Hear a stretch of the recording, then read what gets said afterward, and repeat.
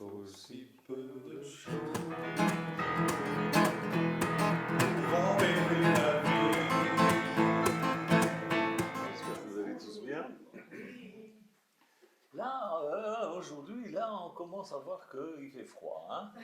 Alors, vraiment, une petite jaquette, voilà, bon, il fait froid. Et puis alors, on a mis le sapin.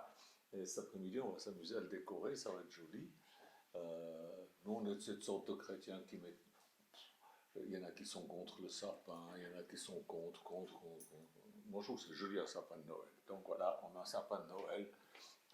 Je trouve que c'est une jolie tradition, ça.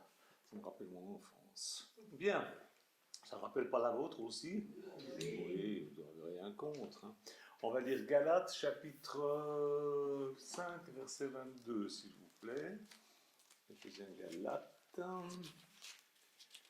Galates, Éphésiens.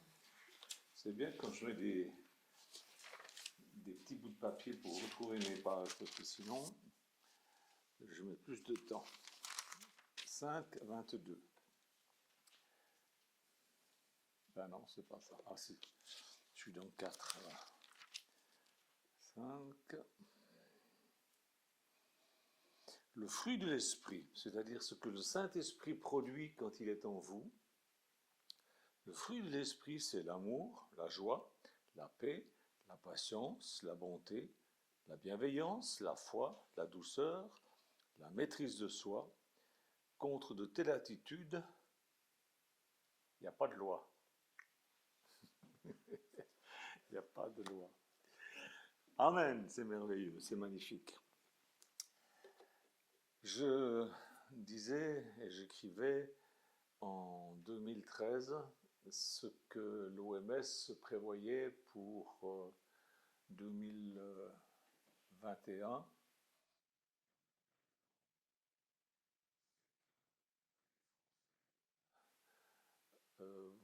Vont avoir de plus en plus peur. Ils ne pouvaient pas prévoir, n'est-ce pas, ce qui se passe aujourd'hui, mais avec ces confinements à répétition, il y a beaucoup de gens qui se font des vieilles peurs et des peurs qui sont plus ou moins justifiées. Il y a des gens qui ont peur pour leur emploi, et leur boutique, ça se comprend, c'est terrible, mais il y a des gens qui se font des montagnes de choses qui ne sont pas réelles aussi. Et je voudrais parler de toutes ces peurs dont certains sont vraiment victimes. Et je lisais dernièrement encore que les hôpitaux psychiatriques sont comblés, quoi. Ils ne savent plus donner de la tête parce que les gens sont dans la dépression, il y en a qui se suicident. La peur se présente à nous. Euh, J'en ai parlé avec plusieurs personnes, et c'est toujours la même chose. Elle se présente à nous en parlant très vite. Elle s'approche de notre visage et elle nous trouble, et on fait ce qu'elle dit généralement. On agit un peu dans la panique. Le secret pour vaincre la peur, c'est de ne pas lui obéir. De ne pas lui obéir. Même si elle arrive à vous convaincre, refusez de lui obéir. Ne pas obéir à la peur, c'est lui ôter son pouvoir. Alors évidemment, c'est pas seulement ça qui va résoudre vos problèmes, c'est certain, mais déjà ça. En fait, on a peur dans le présent au sujet de choses qui pourraient arriver dans le futur. C'est souvent comme ça. Hein. On a regardé dernièrement un film qui, soi-disant, fait peur. Moi, il n'y a aucun film qui me fait peur. Il y a des films qui me font sursauter, vous savez. Il y a un grand moment de silence, on voit une dame qui marche, et puis tout d'un coup, il y a une image avec un bruit terrible. Ça ne fait pas peur, ça surprend. C'est pas, il ne faut pas tout mélanger. Mais les gens se font du cinéma au sujet de ce qui va arriver dans leur futur, et ils se font des vieilles peurs comme ça. Il faut être maître de la peur. Vous avez vu, dans ce que produit le Saint-Esprit, il y a la maîtrise de soi. Et il faut que nous arrivions à être maîtres de la peur, parce que ça fait partie de nous.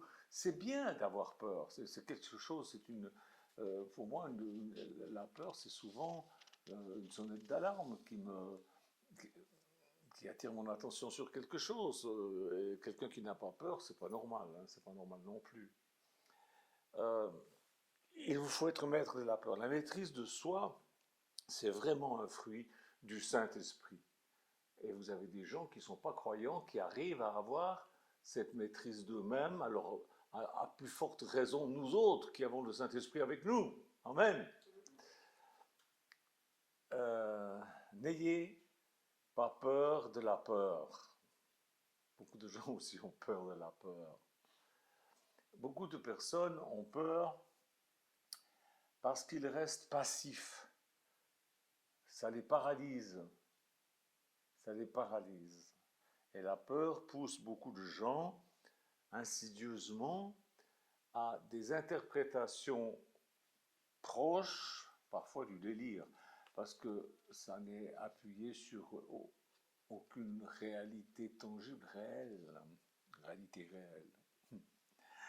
Surtout en cette période de confinement à répétition, il y a beaucoup de gens qui m'écrivent qui sont tout seuls chez eux dans un 20 mètres carrés, un 25 mètres carrés.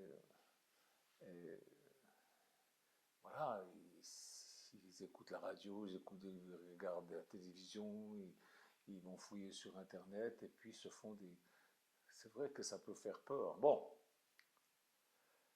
la peur normale, naturelle, c'est sain, c'est bien.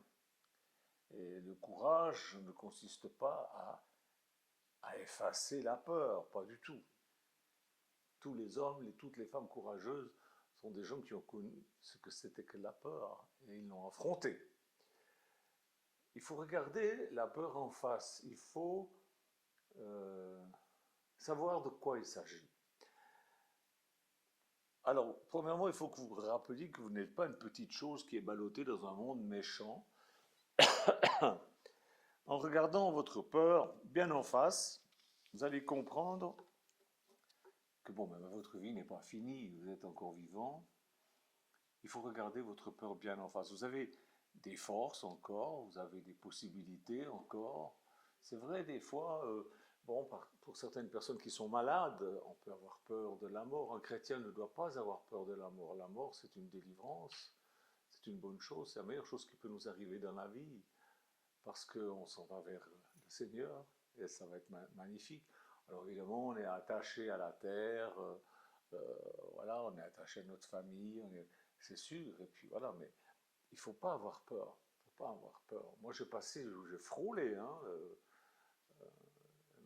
je sentais mon énergie se vider, je me sentais...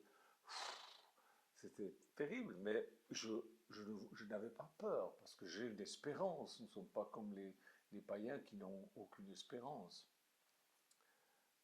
Donc, ne pas avoir peur, c'est pas normal.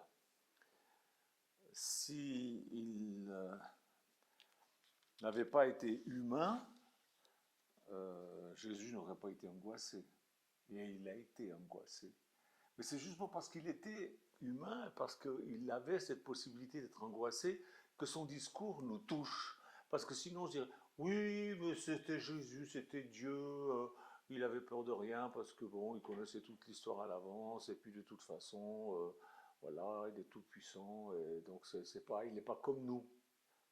C'est pas bien de dire ça, c'est pas juste de dire ça. Il s'est humilié, il est devenu comme nous, hein, sur cette terre. Et, ben, il ne savait pas tout non plus. Des gens s'imaginent que Jésus savait tout. Non, il ne savait pas tout. Il ne savait que ce que son Père lui disait, mais nous sommes dans le même cas. Hein. C'est écrit dans la Bible, tel il est, tel nous sommes aussi dans ce monde. Et voilà. Donc, mais pour Jésus, il ne s'agissait pas d'être submergé par la peur. C'est ça le problème, c'est de se laisser submerger par la peur, paralysé par elle. Mais lui, il la ressentait, et puis il prenait le courage, il se fortifiait pour la rencontrer, l'observer, l'a disséqué, lui donné un nom et l'a chassé. Jésus, homme, avait le courage d'aller au fond de lui-même, c'est-à-dire au fond de son humanité, vraie, réelle, bien réelle, et d'être brave pour se dépasser et pour monter au niveau de l'esprit, pas rester au niveau des sensations humaines, et de ces peurs et de ces choses-là. Alors Jésus ne nous donne pas un message, c'était pas un bonhomme qui avait un message ultra positif tout le temps. Il nous transmettait la vérité, la réalité, par sa parole et par son exemple. Et la Bible nous dit qu'il y a eu des moments où il avait les chocottes. Plusieurs fois, il nous a dit que sachant qu'il y en avait qui lui voulaient du mal, il passait par ailleurs. Parce que bon, c'est normal, c'est normal.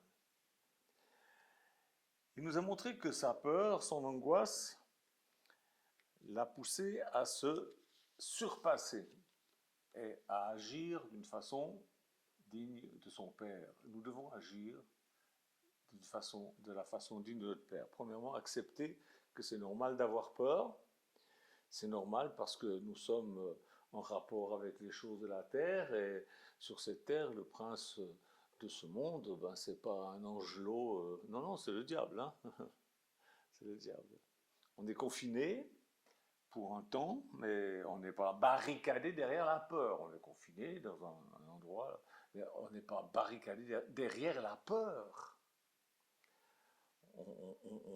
On doit approcher notre peur pour la nommer et puis pour voir ce qu'il y a derrière, pour y voir plus clair.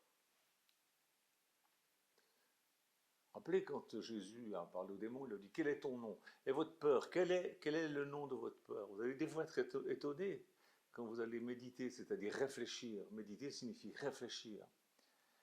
Il n'y a que les robots qui n'ont pas peur parce qu'ils n'ont pas été programmés pour ça, mais nous avons été programmés avec ce truc-là de la peur. Et nous autres, que nous soyons croyants ou pas, nous avons forcément peur de quelque chose. Peur d'être seul, peur d'être abandonné, peur de tomber malade, peur d'être démuni, peur de... Il y a toutes sortes de peurs, on ne va pas faire toute la liste. Par exemple, si c'est le chômage qui vous fait peur, dont vous avez peur, vous devez affronter cette peur. Vous devez l'affronter. Sinon, elle va vous habiter, elle va vous gangréner, elle va vous étouffer. Et vous savez, les chiens ressentent quelqu'un qui a peur, mais il n'y a pas que les chiens qui ressentent quelqu'un qui a peur. Quand vous allez faire devant un patron pour faire pour vous présenter afin d'être embauché, euh, il voit si vous êtes quelqu'un qui a peur. Ça se sent la peur. Alors il ne faut pas que vous soyez gangréné par la peur. Alors que faire?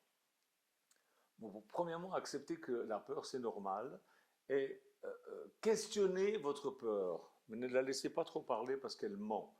Mais il faut que vous la compreniez, que vous sachiez qu'est-ce qui se cache derrière, qu'est-ce qu'il y a à côté d'elle.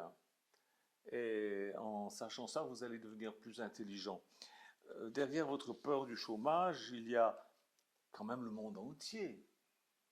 Il y a des tas de possibilités, il y a des ouvertures, vous avez encore des forces, vous avez des relations quand même, vous êtes intelligent, vous êtes inventif, vous avez vous êtes généreux, vous êtes ouvert. Et en questionnant votre peur, vous allez avoir son nom au bout d'un moment. Elle ne dira pas son nom tout de suite. Hein. Le nom de votre peur, je vais vous surprendre, mais c'est le nom de votre désir. Le nom de votre désir de vivre décemment, avec les moyens normaux.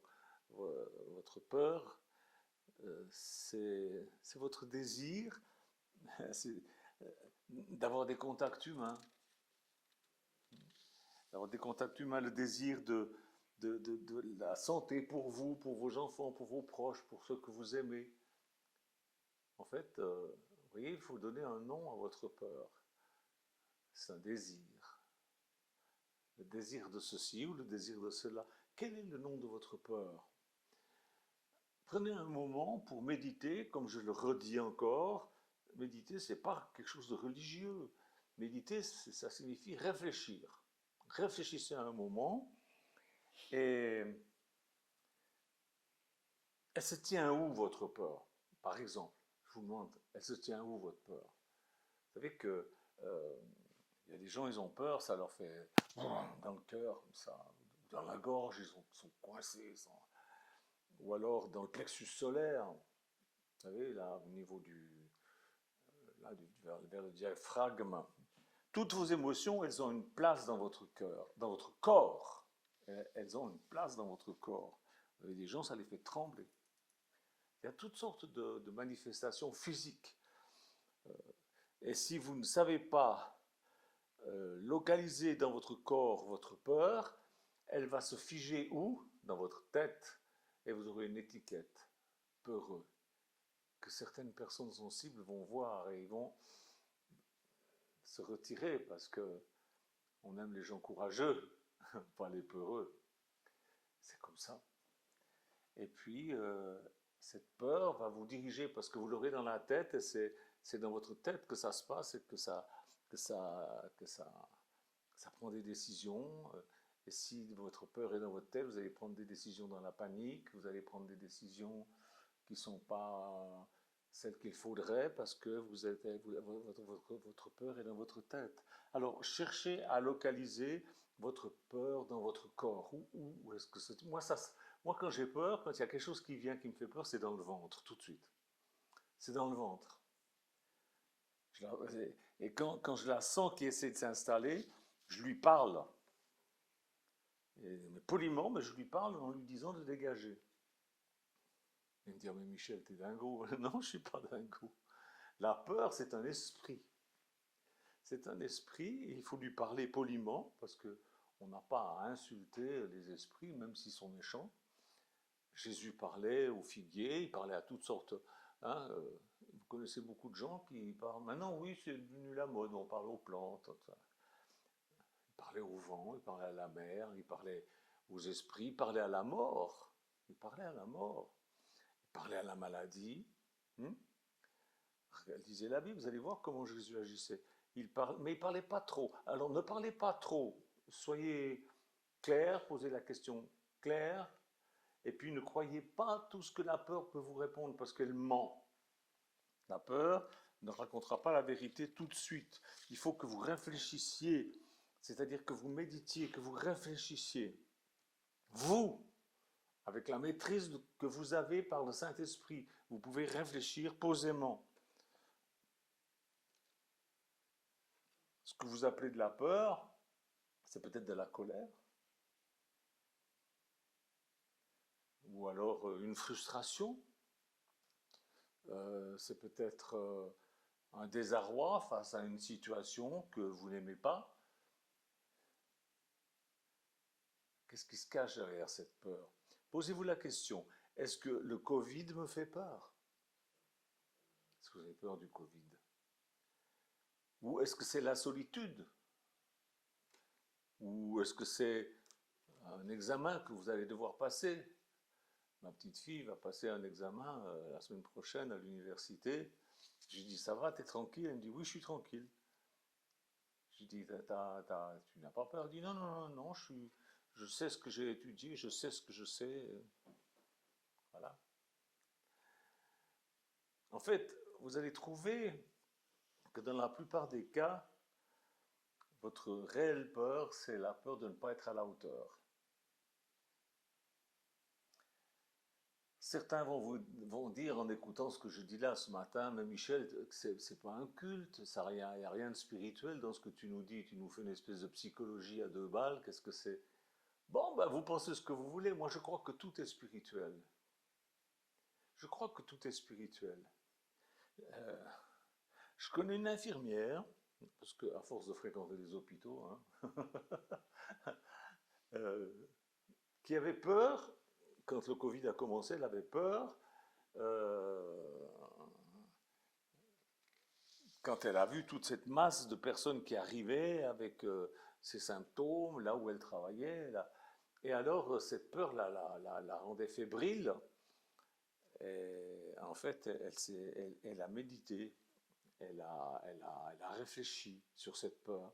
Elle s'est rendue compte qu'elle n'avait pas peur du virus. Ce n'est pas le virus qui lui faisait peur.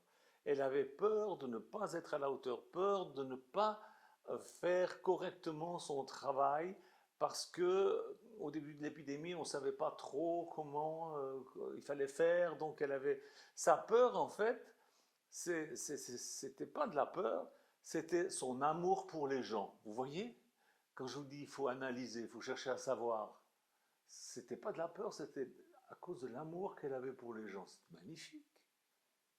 C'est magnifique.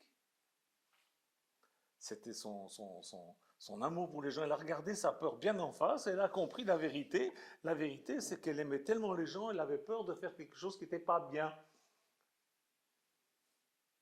Mais c'est hautement louable. C'est hautement louable.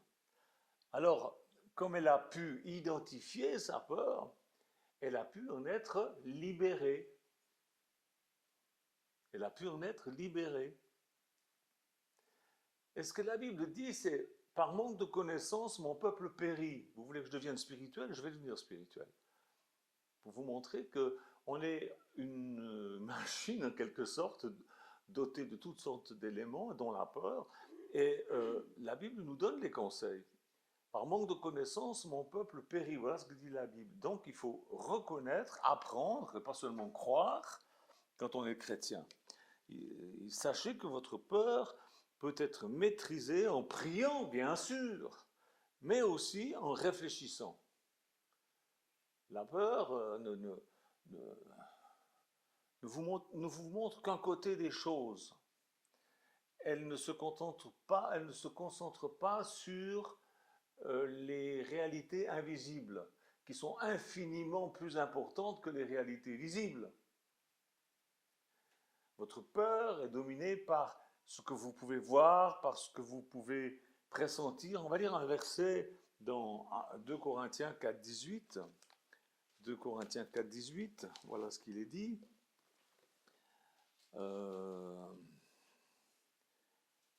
Ainsi, nous regardons non pas à ce qui est visible, mais à ce qui est invisible. Car les réalités visibles sont passagères et les invisibles sont éternelles. Alors, vous préférez regarder quoi? Ce qui est visible ou ce qui est invisible? Nous sommes des gens spirituels, nous regardons aux choses invisibles. Que le monde nie, mais qu'est-ce qu'on s'en fiche de ce que le monde pense?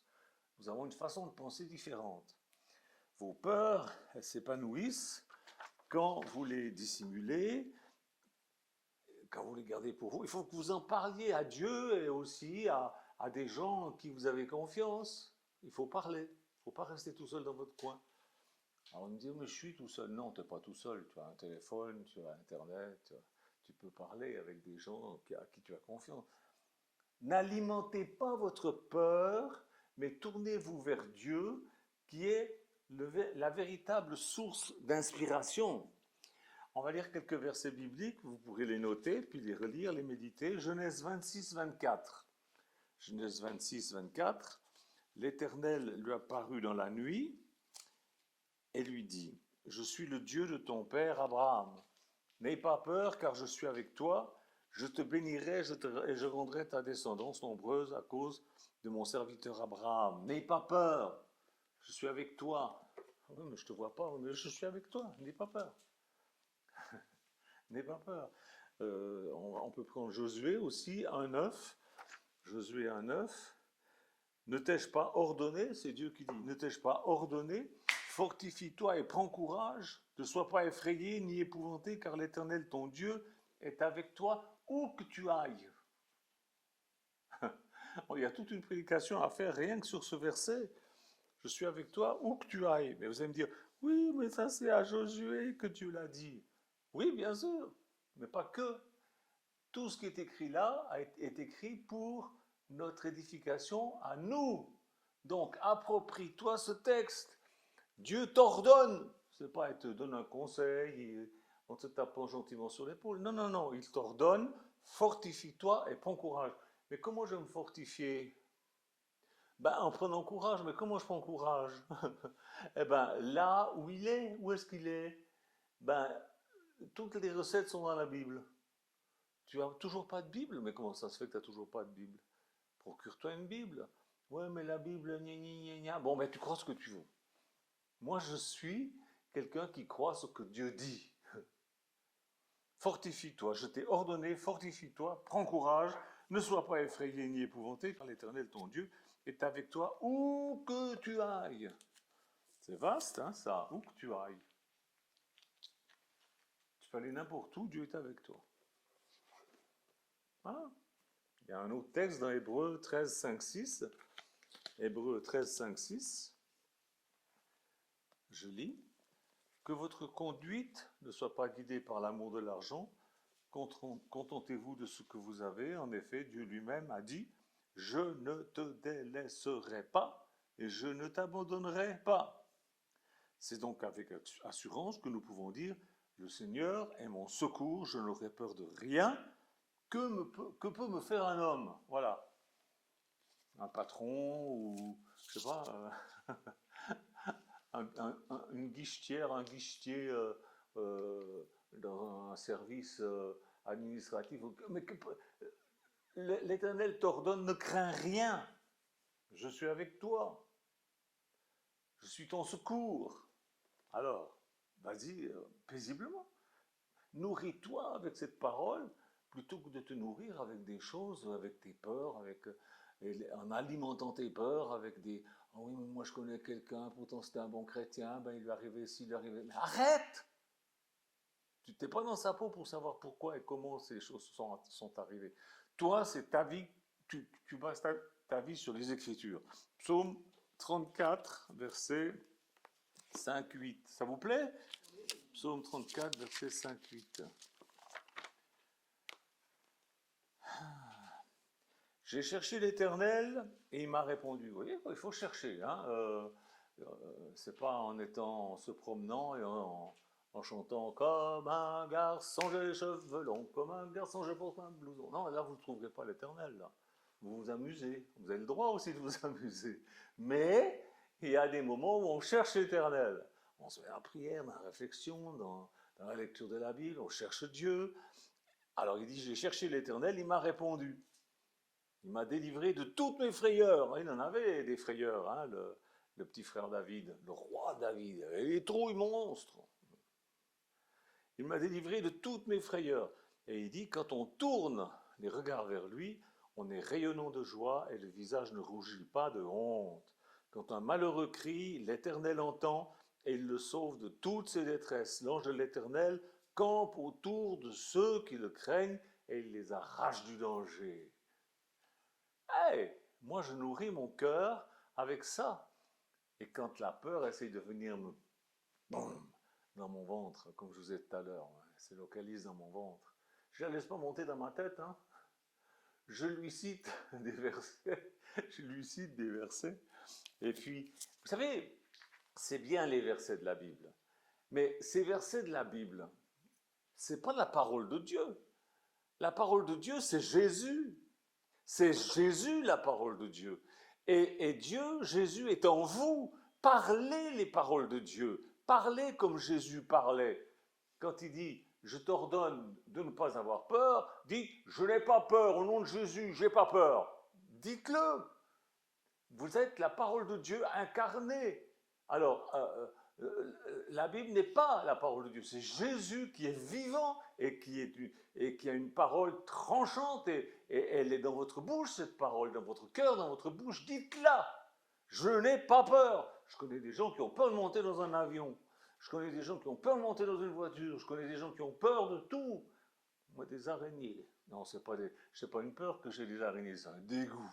C'est différent, j'ai mis un nom. Avant, je disais, oh, j'ai peur des araignées. Mais non, c'est pas vrai, j'ai pas peur. C'est un dégoût. Ça me dégoûte. Vous voyez, il faut analyser les choses, bien les comprendre, et puis vivre en relation avec ce qu'on a compris. Est-ce que vous me suivez bien? Donc, j'ai cherché l'Éternel, cherchez-le, et il m'a répondu. Alors après, il nous dit, quand on tourne les regards vers lui, on est rayonnant de joie. Donc il dit, voilà, ça m'est arrivé à moi, j'ai cherché l'Éternel, il m'a répondu, maintenant vous aussi, vous pouvez. Quand on tourne son regard vers Dieu, on est rempli de joie. Voilà. Et il nous délivre de toutes nos frayeurs. Voilà. Vous avez peur, maintenant vous avez la recette comment vaincre vos peurs. Il ne faut surtout pas les alimenter, il faut se tourner vers Dieu, il faut prier, il faut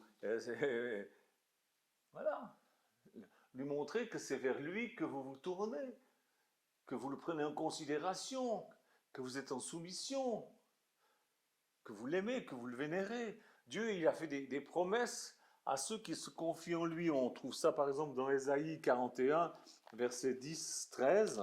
Écoutez, ça c'est quelque chose de fantastique. Alors, je vous le lis, 41, 10, 13. Je t'ai pris aux extrémités de la terre. Tu es celui que j'ai choisi.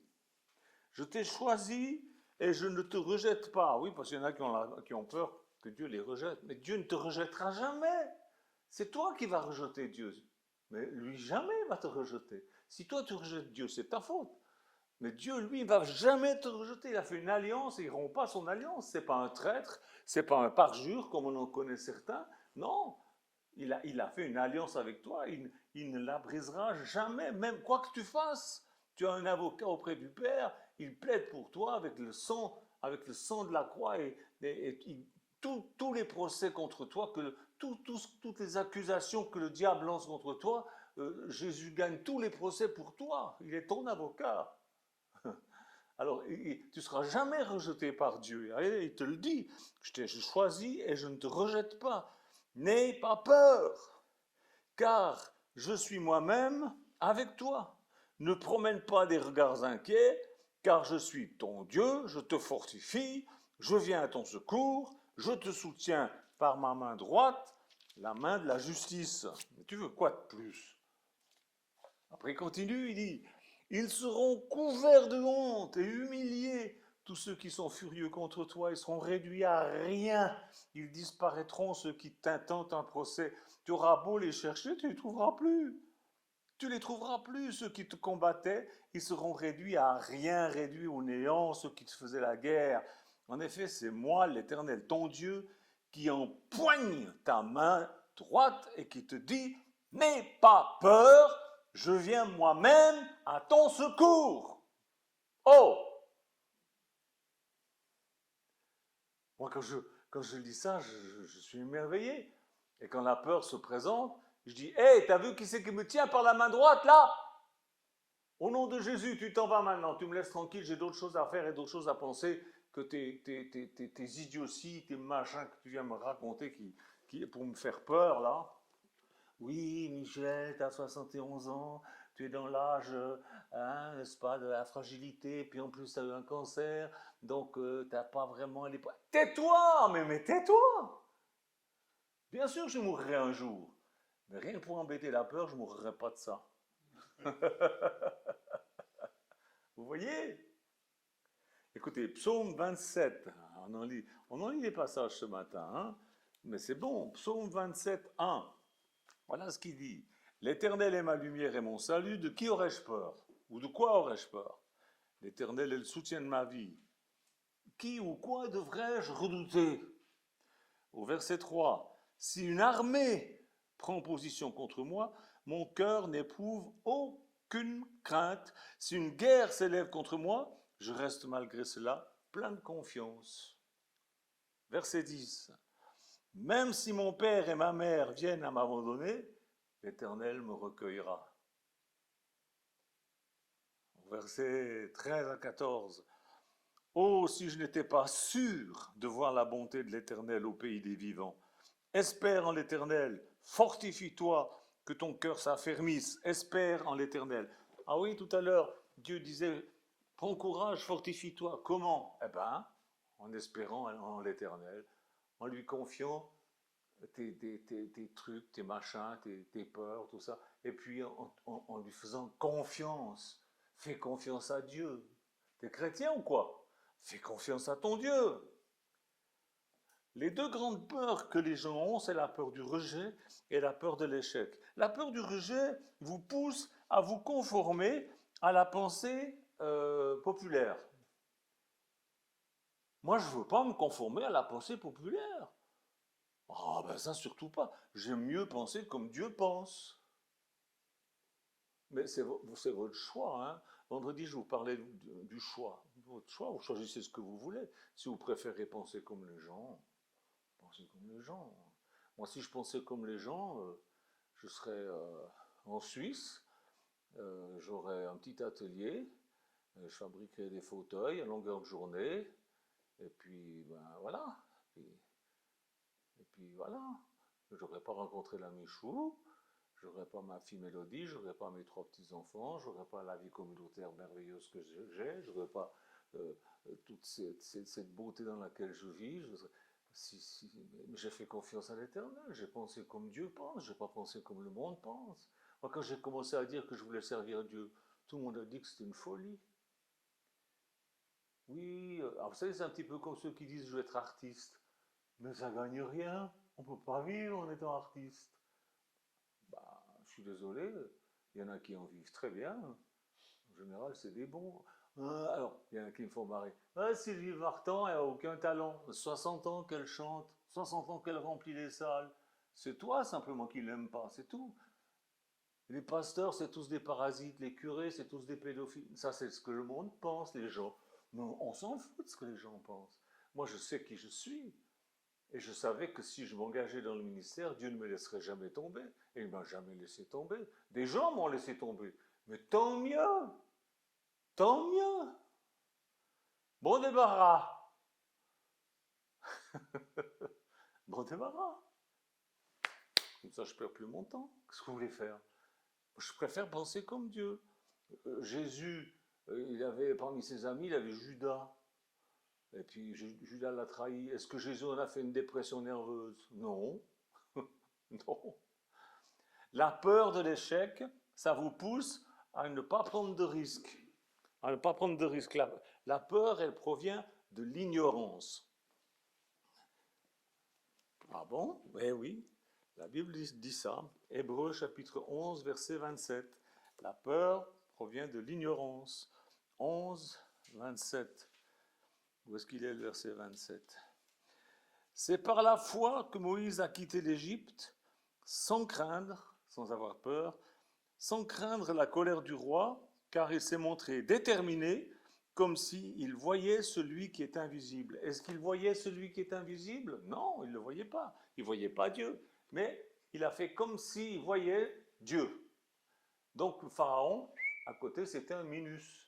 Il n'a pas eu peur de Pharaon. Pourtant, c'était une puissance, ce Pharaon. Il avait le droit de lui couper la tête. Hein.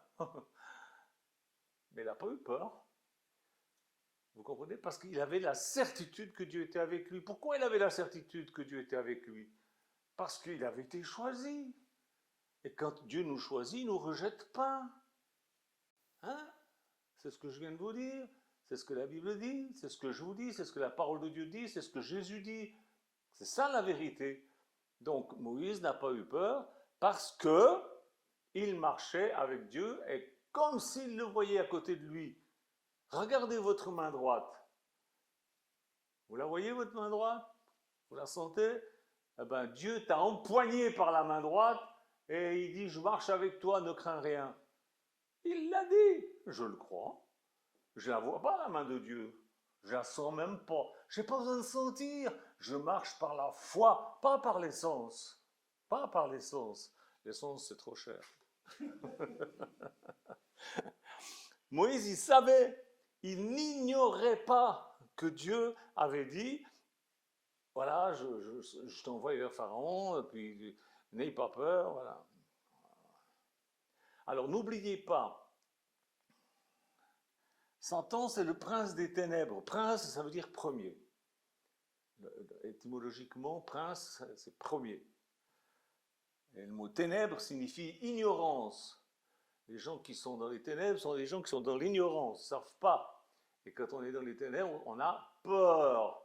Et quand on met la lumière, tout le monde fait ah, la lumière est allumée. Voilà. Satan veut maintenir en vous son règne par l'ignorance de ce que Dieu dit. Mais aussitôt que vous n'êtes plus dans l'ignorance, vous êtes dans la connaissance. Et c'est comme quand on allume la lumière, ah, parce que ça y est, vous connaissez. Jésus a dit, Jean chapitre 8, verset 32, Jésus a dit, vous connaîtrez la vérité et la vérité vous affranchira. Et les gens comprennent mal ce texte. Ils pensent que c'est la vérité qui nous affranchit. Non! C'est la connaissance qui vous affranchit. Vous connaîtrez la vérité et la vérité vous affranchira. Mais si vous ne la connaissez pas, la vérité, elle existe quand même. Mais si vous ne la connaissez pas, elle ne vous affranchit pas. Il faut que vous la connaissiez. Il faut que vous connaissiez la vérité. C'est-à-dire, il faut que vous connaissiez Jésus. Il faut que vous connaissiez ce qu'il a dit. Le mot connaissance que Jésus a employé, le mot hébreu, c'est yada. Yada. Yada, ça implique l'intimité, ça implique la communion, ça implique la relation intime, étroite avec Dieu. La relation d'intimité, la communion avec Dieu vous fera connaître la vérité. Alors, ça veut dire que vous ne connaissez pas véritablement vous connaissez véritablement que ce que vous connaissez. Et si vous ne connaissez pas Dieu, si vous ne connaissez pas ce qu'il a dit, vous êtes simplement un croyant, mais vous ne connaissez pas, vous ne savez pas. Si vous n'avez pas d'intimité avec Dieu, vous ne savez pas, vous ne connaissez pas. Vous connaissez les choses que vous voyez, que vous sentez, que vous entendez, mais vous ne connaissez pas la vérité, celle qui peut vous affranchir de la peur et de toutes sortes de mauvaises choses. Vous devez connaître ce que Dieu dit. Vous devez être en intimité avec lui. Yada. Alors, regardez au roi invisible. Oui, comme Moïse, qui marchait comme s'il voyait Dieu. Et non, en regardant aux montagnes visibles avec les preuves. Ah, oui. Focalisez-vous sur les promesses de Dieu, sur les opportunités et non sur les obstacles. Et Christ mènera votre foi à la perfection. Amen. Merci Jésus de bénir mes frères et sœurs, de leur donner de comprendre que c'est la vérité et qu'ils puissent véritablement vaincre leur peur et vivre dans la liberté. Au nom de Jésus, je te prie. Amen. Amen. Dieu vous garde. Au revoir. Il faut si peu de choses